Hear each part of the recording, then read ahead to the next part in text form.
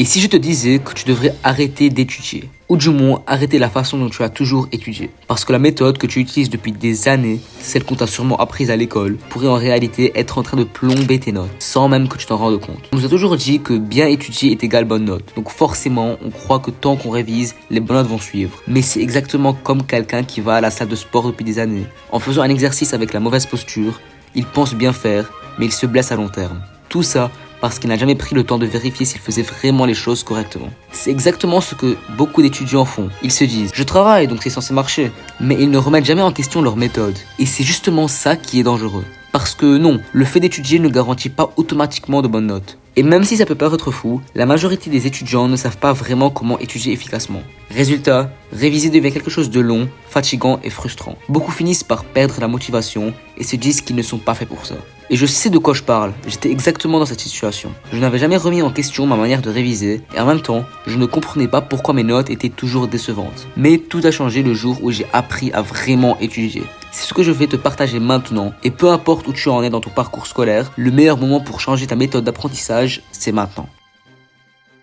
À chaque fois que je demandais à mes professeurs combien de temps je devais consacrer à réviser pour un test de maths, ils me répondaient tous de durée similaire. Environ 90 minutes, peut-être 2 ou 3 heures. Les enseignants insistent souvent sur le fait que pour réussir de gros examens, il faut passer beaucoup de temps à étudier. Mais que dirais-tu si je te disais que le nombre d'heures passées à étudier n'a pas tant d'importance ?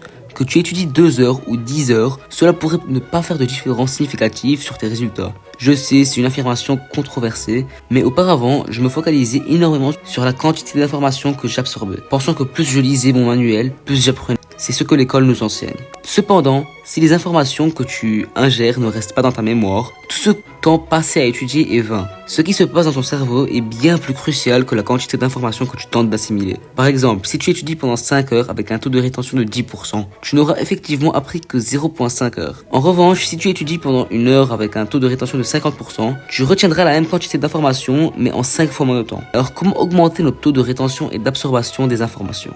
Peut-être n'as-tu jamais envisagé cette facette des choses, te concentrant uniquement sur la quantité d'études. Mais la pyramide de l'apprentissage démontre que la méthode d'étude a un impact considérable sur la quantité d'informations retenues, et donc sur l'efficacité de tes révisions. Lorsque je me contentais de relire mes notes, non seulement cela me prenait énormément de temps, mais en plus j'obtenais de mauvais résultats au test. Maintenant, je connais la pyramide de l'apprentissage, tout c'est clair. La lecture seule offre un taux de rétention d'environ 10%. C'est pourquoi les méthodes passives de révision sont si inefficaces. Elles peuvent fonctionner mais demandent beaucoup plus de temps. À l'inverse, des techniques comme la pratique pour l'action ou l'enseignement à autrui offrent des taux de rétention bien supérieurs respectivement 75 et 90%.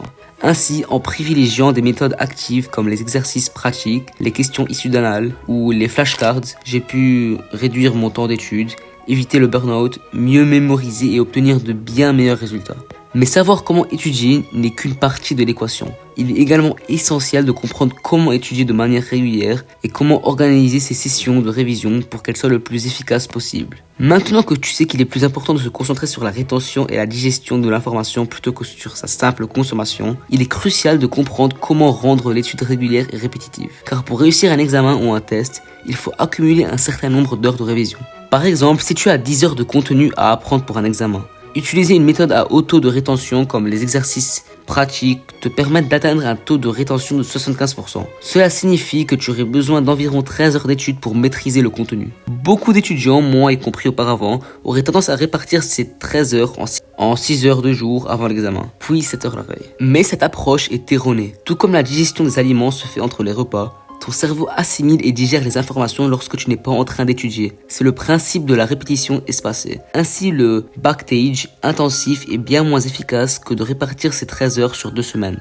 En étudiant 1 heure par jour, non seulement tu retiendras davantage grâce à l'effet de l'espacement, mais cela te semblera moins pesant et tu seras plus enclin à étudier régulièrement. Intégrer l'étude dans ta routine quotidienne plutôt que la voir comme une corvée ponctuelle te permettra de développer une habitude durable. N'oublie pas que l'apprentissage consiste à filtrer et assimiler les informations. Se lancer dans des sessions de révision marathon est donc contre-productif.